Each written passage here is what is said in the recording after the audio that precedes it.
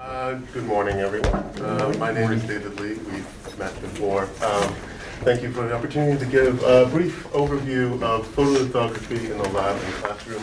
This is a lecture for middle and high school teachers. Just a brief overview about myself. I'm a postdoctoral researcher in Dr. Rebecca Wells' lab at the University of Pennsylvania. And so, I'd like to start out with a question. So I have put a lot of pictures of these up on here. This is a picture of a dental implant. It's micro-textured on the surface on the order of 10 microns. It's very rough, and that's to promote osseointegration. In other words, the way that the bone can actually bind and form a solid bond with this dental implant. This is a nerve conduit. It has these very small holes that are aligned throughout the entirety of the nerve, basically the scaffold, to assist in neural regeneration of peripheral nerves. These are neurons that are cultured on top of a surface that is textured in a way such that their extensions not only go longer than normal, but they actually go at right angles to each other, such that this sort of looks like a city map or streets intersecting. This is a fax machine which is used in hospitals. They can be used to diagnose HIV, and it's often been used to do so.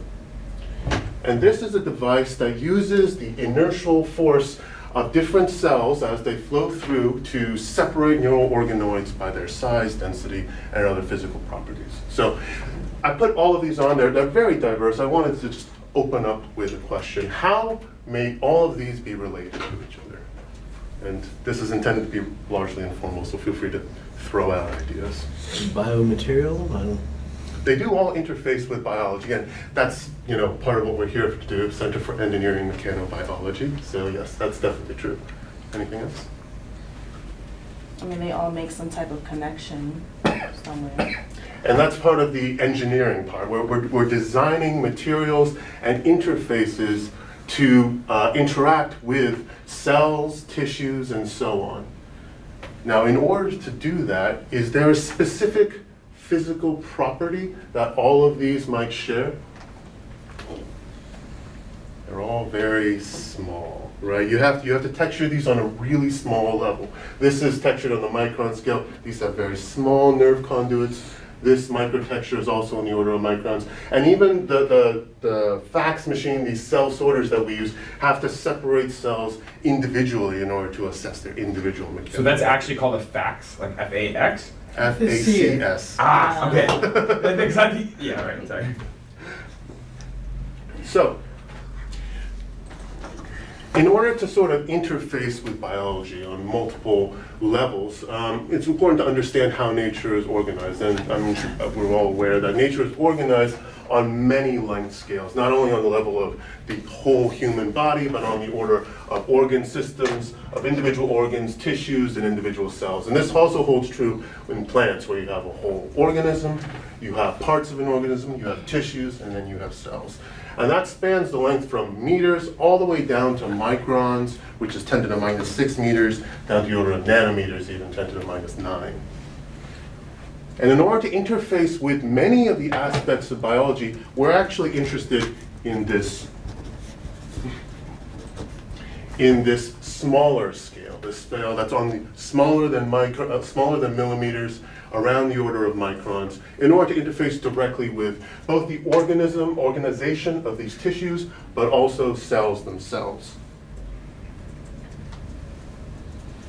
These are many histology slides of many different types of tissues that are observed in the human body. They go from the many different layers of the skin to the layer of cartilage, which regulates the strength of our outer ear, to the structure of the cochlea, the inner ear, that regulates or determines our hearing, to the hair follicles and the hair that comes out of our skin, to the cross-linked muscle that is part of the tongue that we have, to the many textured inner membranes of the small intestine and the large intestine, down to the osteons that make up the functional unit of the bone with individual cells that are surrounded by many layers of this extracellular matrix, down to even the many layers of individual types of cells that make up the retina and that regulate our vision. So these are range on the order of millimeters all the way down to microns and even nanometers in scale. This happens not only in animals, but also in plants. We have the structure of the roots, we have the structure of the stems, and we have the structure of the leaves. This is an onion leaf, and you can see the complex, almost puzzle-like structure in which those cells interlock, right? So in order to actually understand, to sort of investigate how the complex architecture of these cells and these tissues work, and in order to sort of guide and direct and alter both physiological and pathological processes, to guide development, to guide wound healing, to prevent disease, it's important to create systems on this small millimeter to sub-millimeter scale. These are examples of many different types of systems which have been developed in the lab to do that. This is an example of vasculogenesis or angiogenesis on a chip, which is the small PDMS or the small polymer, basically the size of a penny, that is able to recapitulate blood cell growth. In the cases of wound healing, in the cases of development, blood is necessary. And this sort of recapitulates and recaptures all of that on something the scale of a penny that we can then identify and test using the microscope. This is an example of a lung on a chip. It is basically a structure with a layer of lung cells, and on either side we have an air gasket, which when vacuum is applied allows this membrane to stretch in the same way that the lung stretches when one breathes. And it turns out that the stretching is very important to establish the lung's function and its mechanical integrity. This is an example of plants that are grown in a structured surface, and these structures have these little triangles in it along the path of the root's growth. So as the root grows down, these triangles help to direct that extension. And while they do that, they also flow fluids of different concentrations, of different compositions, to assess what might be causing roots to grow in specific directions, which then can be used to assist in farming, to assist in agriculture, and so on. This is an example of a paper, a bile duct on a chip, which was published in Dr. Rebecca Wells' lab, which uses a model blood vessel and a model bile duct. The bile duct comes from the liver and it goes into the small intestine. And there are specific interactions between cells of the blood vessel and the bile duct that happen during development, and they're able to recapitulate that by putting them right next to each other and observing how cells and cylindrical features are able to interact through this matrix. This is an example of a tissue on what they call an E-chip. It's basically a ring of electrodes that are able to wrap around a cluster of cells. And these electrodes are structured in this very small way that allows you to measure the electrical activity throughout the entire organoid in this spatially dependent manner, which is important for assessing development, for assessing the function of these organoids, which can be neural organoids, and so on. And finally, this is a paper which I published, which uses these microstructures to create patterns which cells are able to attach to and migrate along. What I wanted to investigate was how cells were able to coordinate their migration together in cases of wound healing, cancer, and so on. The cells have to grow and they have to move in conjunction with one another in order to, for instance, close the gap of a wound without introducing small wounds behind. And by creating this Y junction, I observed cells that were migrating in pretty much single file down this line, and I found that all of the cells migrated to follow their neighbors down one side of that Y junction instead of the other, giving us important understanding of how that coordination of migration occurs and may occur in development and cancer progression. Question. Yes. So did they have like a bias towards one side every time, or was the luck of the draw depending on which way the first cell decided to migrate down? It was the luck of the draw depending on the way the first cell went. So basically there was always a bias, but it was always towards the tail or the retreating end of the cell in front of it. And that was the sort of discovery that we talked about, that I sort of discussed in the paper that we elaborated on in the paper that was published. So yeah. So the overview that plants and animals are organized on this very small scale, and this very small scale is necessary for biological function. In order to develop both discoveries and specific applications to interface with plants and animals, we first need to interact with cells and tissues on that microstructured scale. And so in order to do so, researchers must be able to design and build tools that are very small. That leads to a central question of how are we as researchers and teachers able to design and build these tools on the microscopic scale. And so to answer that question, basically there's an entire facility right next door, fantastic resource for all of us researchers here at University of Pennsylvania. I'm sure you guys have walked in and then saw the Sing Center next door. Okay, so I'll be going through this part relatively smoothly.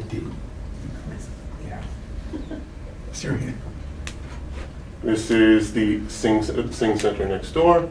This is the clean room tour that you guys will be going into later today. There are many bays inside, each with their own specific purpose. A lot of this nanofabrication facility is designed to create these tools on a smaller surface. And when I perform photolithography, and when many people perform photolithography, they do it within this clean room structure. And I'll be talking about why it's important to be in a clean room and to have this very fancy set of equipments and tools during the process of this talk.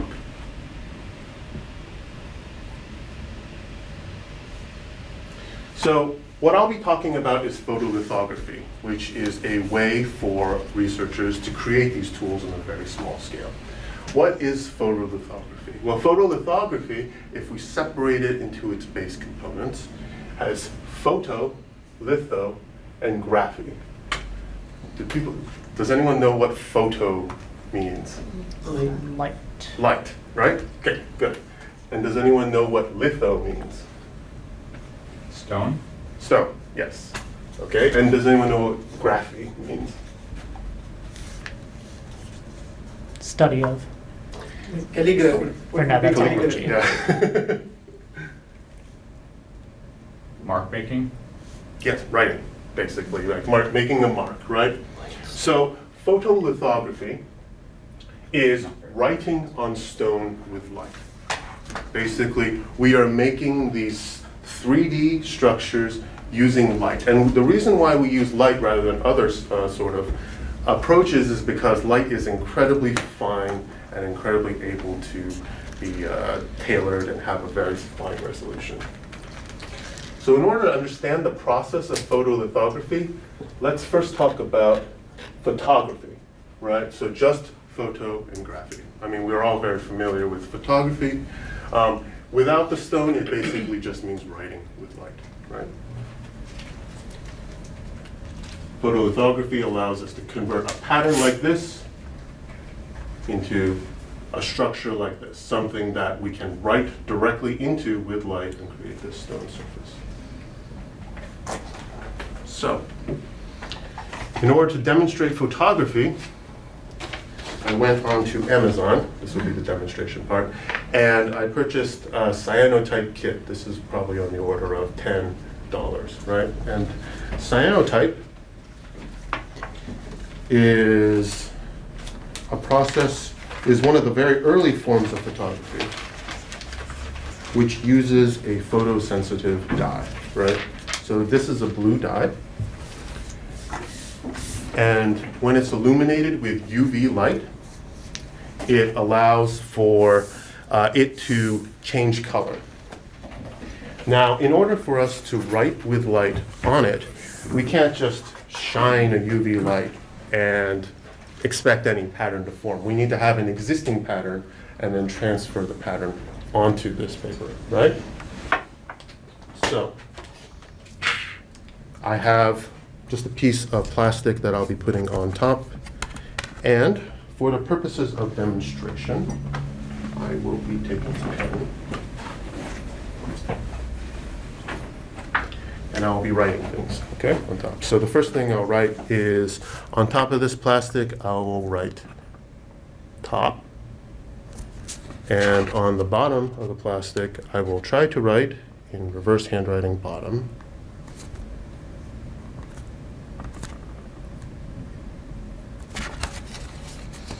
And so now I have two words on top, and if we shine a UV light onto this, we should be able to see the pattern that's caused by this writing blocking the UV light in specific areas, basically on top of or underneath the word, and transferring that pattern onto the paper underneath, okay? Now, writing is, it's on the order of millimeters, right? So we want to see something that's smaller if we're able to recapitulate the smaller features that we observe in biology. And the best way of doing that, or at least the fastest way I can think of to do that, is by using biology itself. So I'll be taking pieces of my hair, which is on the order of a couple tens of microns, and I'll be putting those as well. So we have a hair that's on the bottom, like so. And we have a hair which is on the top, like so. And I am going to try to take that top one down because that one always moves around.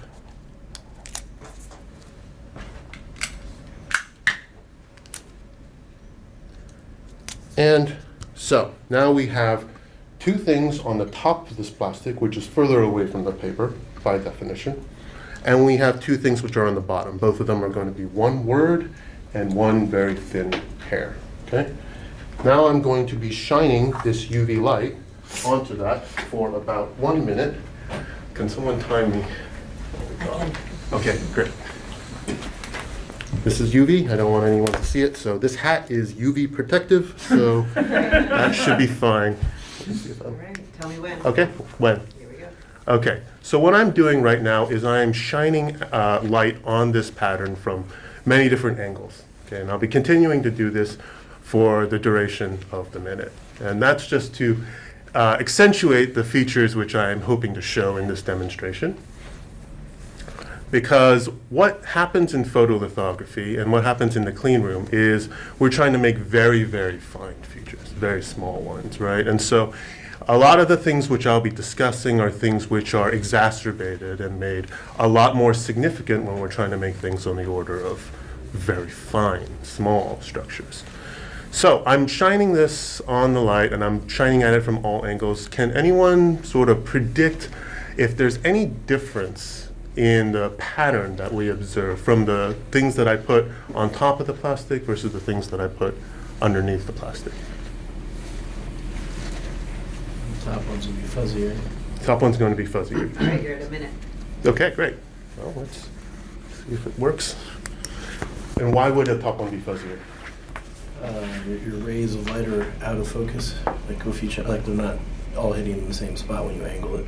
Like they're coming around it. Exactly, yeah. So, I mean, if we were to sort of illuminate, and actually, this is a probably a good idea for me to just develop this while we're, put it in water. Let This that is go. plain water. This is just plain water. So that's one of the benefits of cyanotype, right? You can just demonstrate this using materials which are safe in the glass. So, when we're talking about the sort of pattern that we're making, we have cyanotype paper, which is filled with this photosensitive dye. We have this plastic on top. And we have a structure underneath, and we have a structure on top of the plastic, right? And if we're shining this UV light from all different angles, right? Then what will happen is when we're trying to show the sort of where the UV light will hit, if we shine light from this angle, UV light will hit here, and it'll go through this, so it'll hit around here as well, probably hit here. And if we shine light from the other direction, we're going to have UV light hit here and there. So you can see that Here, UV light is still going to hit this region because it's shining from these different angles. Whereas when it's right close to and right next to that photosensitive region, no matter which angle we hit it at, it's going to prevent UV light from hitting that region. And this is important in the case of making these very fine speech structures, because if you imagine that we're making something that's super small, right, then any sort of small deviation in angle is going to cause that feature to be obscured when it's transferred onto the surface. This is also important in photolithography because you don't have one sheet of paper, you're actually having a large sort of a polymer that will turn into stone, and when you shine light through it, even at very small angles, you will still avoid hitting that feature, okay? Or transferring that feature. So that is what we see here. And it's actually more exacerbated, like I said, in the hairs, in these very small, fine features. If you take a look at the bottom of this, you'll see that the hair on the bottom is very sharply delineated, whereas the hair on top is very fuzzy and very hard to see. Can we pass this around? Yeah, of course. It's a little wet. So. And I believe it gets, the pattern gets sharper as it dries as well, as the reaction. That's crazy. Okay. So once we create this microtextured surface using photolithography, we can then use that surface to make many different types of structures that we can interact with cells directly. In this case, I'm using this pattern as a mold to create these sort of pillars of biocompatible polymer which are used to represent blood vessels within the liver. And I can seed cells within these pillars. So this is a red bead-filled hydrogel in this structure, and we can actually see these green cells that are surrounding it. And we can look at the structure of these pillars, we can look at how cells interact with them. We can also change the stiffness and shape of these pillars to mimic, for instance, hypertension, and to investigate how changes in those can affect the cells that are surrounding the vessel and causing it to be functional. This is a cross-section taken using confocal microscopy, and you can more clearly see you have this red beads and you have these cells that are seated directly on the structure. And this could not be done very easily without photolithography. Okay. So that was the cyanotype process that I talked about and that we demonstrated here. The difference between cyanotype and photolithography is that we have this stone layer that we are trying to write into rather than a sheet of paper. In cyanotype, we have a dye that is then sort of painted onto and absorbed into a sheet of paper. We can then illuminate it from a pattern, and then we can get the sort of copy of that pattern as the UV selectively illuminates and activates specific parts of the paper. In the process of photolithography, what we have is typically a flat sheet of some material. In the case of the Singh Center, since they are making very fine structures, for instance, for transistors and computer equipment, they have to use silicon wafers that are optically flat, right, or atomically flat, right? But typically a flat substrate will work. We can then cast this photoresist, which is this very thick polymer that is photosensitive. It will activate and become hard or soft when exposed to UV light. We then have this mask or this pattern that we put on top. We illuminate it with UV light, selectively illuminating specific parts of the photoresist. And depending on the chemical properties of the photoresist, either the spots that are illuminated with light will become hard and the rest of it can be washed away using a solution. In this case, for photolithography, we typically don't use just water. We use a sort of proprietary or complex solution of solvents to wash away the unpolymerized photoresist. So either the part that is sort of illuminated by UV light becomes stiff and remains, or either the part that is not illuminated by UV becomes stiff, and the part that's illuminated actually gets washed away. So that's the difference between what people call a positive photoresist and a negative photoresist. Now, the process of actually doing this involves a number of other steps. It's not just as simple as painting something onto a piece of paper. The first thing that we have to do is to take this substrate and we have to spread photoresist on top of it. This is a very thick, very viscous liquid. It's often compared to like molasses because of how thick it is. And in order to get that to form this flat layer on top of substrate is rather complex, is rather challenging. And so in the clean room, as well as in many other applications of photolithography, they use a technique called a spin coater to do that. We take this silicon wafer, or this flat substrate, we adjust settings of specific defined spin speeds and spin lengths for all the processes that we do. And what you might also notice that the color of this is yellow, and I'll go into that in a little bit of detail later. This is photoresist. It's the liquid solution before it becomes stiff, and you can see it actually takes a while to come up into that pipette. This is actually relatively liquid for photoresist. Then we dispense the photoresist liquid into the center, and then using the very specifically defined spin speeds and parameters that we use, we can then cause the thing to spin at that speed and eject the excess onto the outside, leaving a very thin, very flat, uniform layer of photoresist on the surface with defined thickness. And I'll go into briefly why this is a yellow color. Actually, does anyone know, can anyone hypothesize why a lot of this is under yellow or orange light? Because it's the inverse of whatever would cause the photoresist to react? Exactly, right? So if you look at the spectrum, right, you have red light, orange light, yellow light, and then you have blue light, UV light on the other end. This stuff is UV sensitive. And because, you know, the people in the Singh Center are trying to make these very fine photoresist features, or these transistor-like features, they want to avoid any source of potential pre-polymerization or pre-activation of this photosensitive substrate.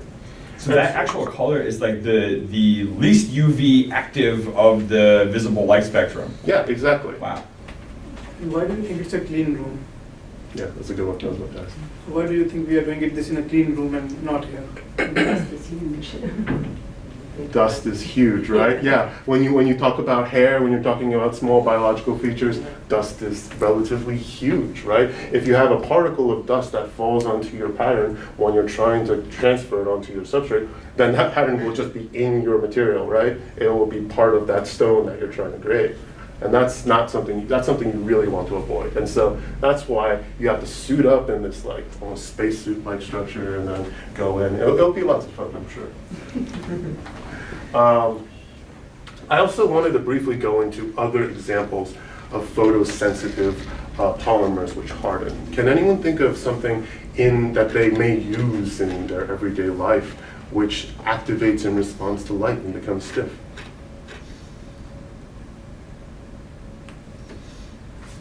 Gel manicures. Exactly, yeah. So UV gel. Okay, Yeah, right. too good for a gel manicure over here.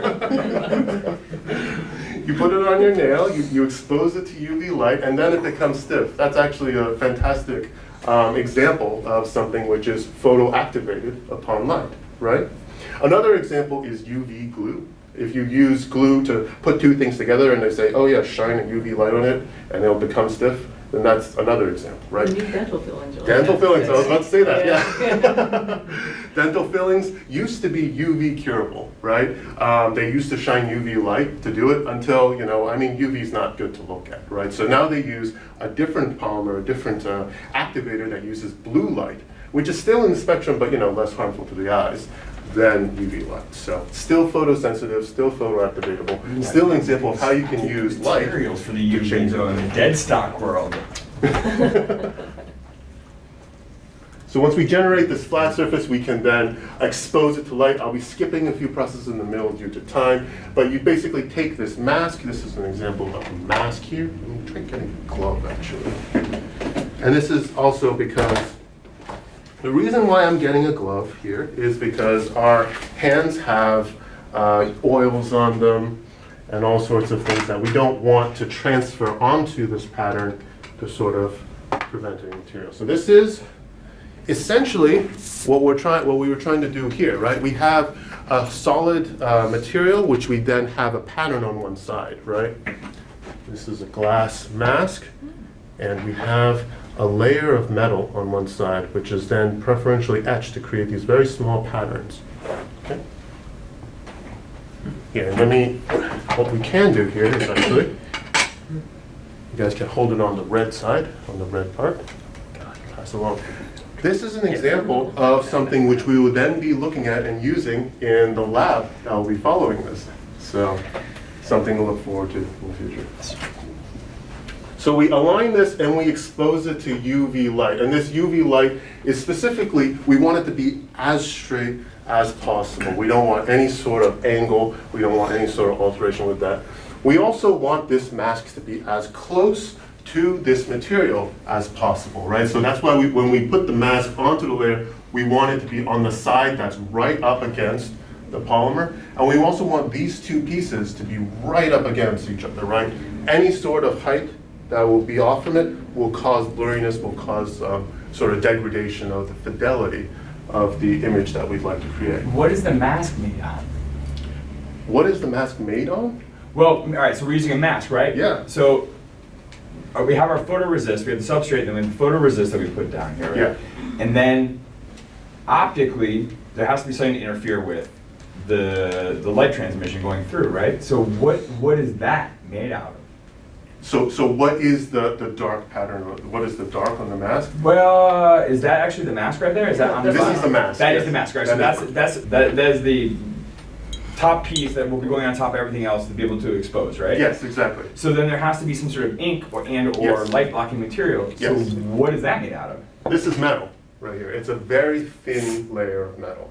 And the metal is Gotcha. reflective, right? So when you shine UV light on it, it will reflect the UV rather than allowing the UV to go through. How do you get the metal on there in that pattern? That's a good And question. then is that the same thing? It's integrated circuit stuff, right? I mean, that looks similar. This is exactly what they use. And so for a lot of the applications that we use in the lab, we actually go to this Sync Center. They're a fantastic resource once again. And we actually use the exact same equipment that they use for their transistors to create the substrates that we use for our experiments to interact. How do you get that laid down then? So, this was also made using photolithography. And it's sort of like a turtle on turtle situation, but in reality, what we use here is a specific type of printer, right? That instead of having a pattern and allowing the pattern to transfer onto it, we have a layer of photoresist on top of this metal, right? And we write sort of almost pixel by pixel with this nanometer scale resolution onto that pattern, right? And that's sort of this, this pattern here is a CAD drawing, which then gets converted into a file that can allow to raster type write. So that takes forever. That takes forever. It takes like on the order of hours. And then afterwards, when we develop the photoresist, it exposes the metal underneath and we can etch that. So we can. So it's just like the old-fashioned Radio Shack kit. Yeah. Back in the day. Yeah, exactly. But are you using like a laser or something like that? That's doing like the Yes. old-fashioned laser printer Yeah, style. exactly. Yeah, just imagine the most Okay. advanced laser printer. Well, yeah, very expensive, very big laser printer. Yeah, exactly. And so this is very expensive to make relatively, right? And so when we want to do photolithography for biological processes, we want to be able to do that on a cheaper scale. And so when we take this, we photoprint this master, we can then copy it onto many copies of photoresist and generate many copies of the same material for the photolithography that I'm talking about here. Anyway, So just one addition. So this is if you want very small particles. yes. If you want a bit larger, say in order of 100 micron, then there are printers that you can use to print this on a sheet of plastic and use that as a mask. Right. I'm talking about that later. Spoiler. Yes, the first part of this lecture will be all about how this is great to do, it's also very expensive, right? And then I'll be talking about ways that both we as researchers and also you guys as high school and middle school teachers may be able to recuperate many of the aspects of this inside the classroom. This is an example, just pass it around, of the silicone wafer that has been made from that master. And you can see the exact same features there. Yeah, they make really good frisbees. Don't say that. I'm to like, a there's gotta be, seventh somebody's job has gotta be, after this has been done, to go through the whole thing in a microscope, right? And make sure that everything is like A-okay before we start moving on to the next process? Like there's somebody, like a copywriter or somebody to make sure that everything is good? Yeah, so I mean, that's accomplished by a number of different people. Like in the case of the Sing Center, they're very skilled people who can help you do that. There's also the equipment that's needed to both assess the size and shape of these features, but also the fidelity of the pattern transfer. At some point, does everything get weird and squirrely because of the scale? Because I was reading something about like they were pushing the envelope of using gold, and then they discovered that gold gets a little wiggly at like 10 nanomicron. Probably something with the nano- number 10. Probably nanometers, yeah. All right, On the- but there's like, the materials start to have their own properties at an atomic level where that gets a little, starts changing what it can be used for, or how it connects to another material, or how it. Yeah, I mean, luckily in the order of the systems that we generally make, they're on the structure of microns. And so a lot of those properties are on the Still order stable. Of, yeah, a lot of those. And a lot of the sort of the types of the photoresist and things like that, they may have variable properties at that length scale, but those have already been optimized in a way that allows us to be able to reproducibly and reliably. So nanoscale is what we would be, where would we would be talking about hitting almost an atomic level, or? Yeah. And there are a large number of, there's a whole field of experts that are dedicated Just towards in stuff. studying those processes, yeah. And we interface with them a lot in the center when we do our experiments. So this is how we align the mask onto the layer of photoresist. This is a specific equipment. We have a mask here on top. We put the wafer with our unpolymerized, uncured photoresist on the bottom. And it's very precisely aligned so that when this top part with the mask comes down, it will press up and cause complete conformation and complete contact between the top and the bottom of that photo mask, the part with the pattern on it, and the photoresist itself. You don't get any air bubbles at all trapped in, I mean, that's. Well, you'll be able to see if there are any air bubbles, Yeah. but the goal of the spin coater, right, is to ensure this perfectly flat surface, and your photo mask should be flat. I mean, it's glass, right? And so when it comes in contact, you'll be able to see it just come perfectly in contact. There's no air bubbles there, right? And afterwards, this is a very tall, very specific UV, very powerful UV light that can then come on top of the entire assembly and then generate this perfectly collimated, aligned beam that will illuminate specifically the regions that the mask will allow illumination through onto the photoresist. And after we do that illumination, we do another few post-processing steps, and then we immerse it in a developer solution, which then washes away all of the unpolymerized photoresist, leaving behind the pattern, which is written in stone. It's basically the process of photolithography. Okay? And that is how we create this structure here. And I just showed the mask and the masters.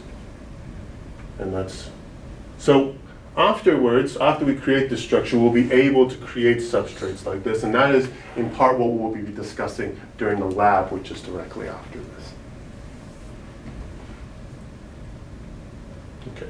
So in terms of the tools that were specifically made using photolithography, it's pretty much all of the things I've discussed before. The main thing is that this was produced by sandblasting, or a specific type of blasting of an abrasive, and this is a piece of equipment that was specifically designed for that purpose and doesn't use photolithography, which allows, photolithography is used for a lot of very specific tailored functions. And if you want to make a machine that can be mass produced, typically you have something that's already defined. Now, of course, that has equipment, that has electronics in it, so I mean, it is also made using photolithography. But all of these structures here were made using photolithography. All of these pillars that allow for restricted movement in specific directions were used using photolithography. This specific spiral pattern was also made using photolithography. We have an example of that in our lab that we'll be able to show you as well. These models were all made using photolithography.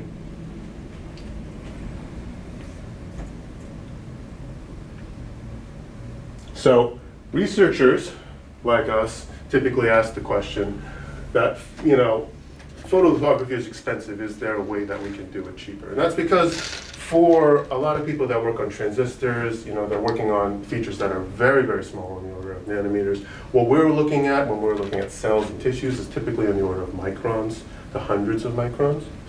And so a lot of the very fine and very strict standards that happen within the clean room and the sync center may not necessarily be that necessary for the work that we do, right? We may not need to use completely sterile clean room standards to prevent dust. It doesn't need to be completely collimated, it just needs to be relatively straight without me moving my hand or anything, right? So how are we able to do it in a cheaper way? Well, for us in the lab, most of what we can do is outside. We can do most of this process outside of the clean room. In fact, in my PhD, the lab that I worked with had a setup where we just never went into the clean room. We just did all of this using, I believe it was like a homemade blender and this exact flashlight mounted onto a 3D printed stand, right? So it can be done, and it can be done relatively cheaply. Now, it still does require that you purchase the specific chemical photoresist, the specific chemical developer, a spin coater, and this 3D printed substrate, and so on. Now, for high school teachers and middle school teachers, it may still be expensive. And so, for the purposes of this lecture, I wanted to sort of not only open it up, but also discuss some of the things that I found that may be cheaper alternatives to addressing the same sort of features. Now, one thing which could be interesting is UV gel, right? If you have nail gel and you have this UV illuminator that is often purchased with it, one can perhaps make some setup that works with photolithography. Another example is, like I mentioned, UV glue. This is a Norland UV epoxy adhesive, which specifically solidifies under UV light. And all of these materials are relatively cheap. The only thing that you would need is basically a transparency film and some sort of UV lamp like so. And after one can basically take two glass slides and sandwich a layer of UV glue in between, one can print using transparency many different types of patterns of channels. These are different types of channels that are used to illustrate fluid resistance through that channel. By increasing the tortuosity of the channel, one can sort of increase the resistance flow through it.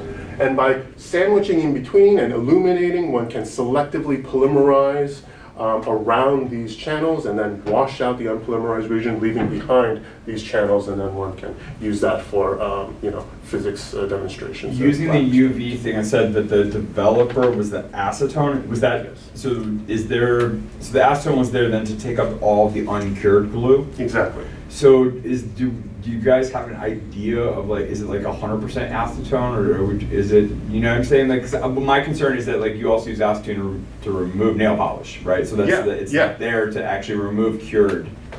In my hands, it's very much a tailored process. You have to optimize it.